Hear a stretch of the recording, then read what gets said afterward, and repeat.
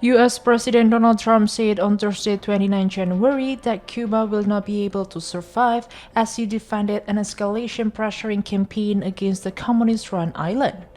When asked by a reporter whether the United States was trying to choke Cuba, Trump said he was not intentionally doing so but insisted that the country had failed and had treated its people poorly.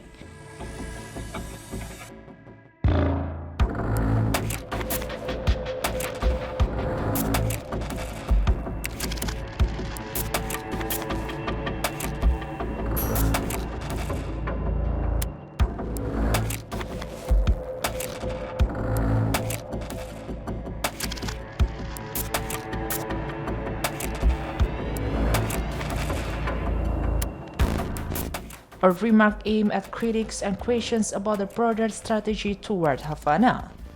Trump's statement came as he signed an executive order declaring a national emergency and authorizing the United States to impose tariffs on goods from countries that sell or supply oil to Cuba, as part of a campaign to cut the island's access to fuel and increase pressure on its government. U.S. President Donald Trump said on Tuesday, 27 January, that Cuba will soon go bankrupt, adding that Venezuela, once the island's main supplier, has recently not sent oil or money to Cuba.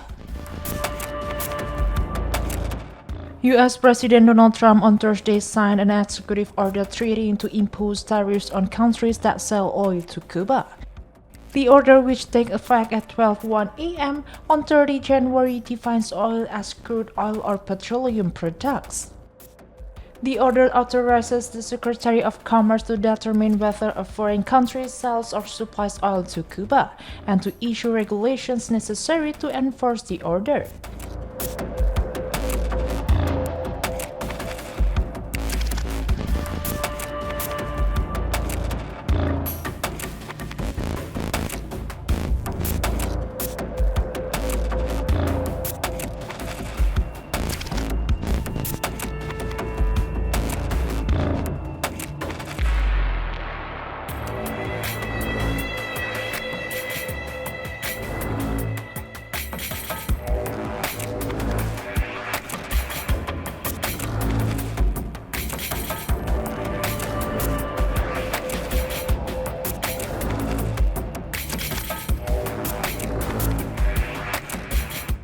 The Secretary of State is tasked with deciding whether and to what extent additional duties should be imposed, based on the findings of the Secretary of Commerce.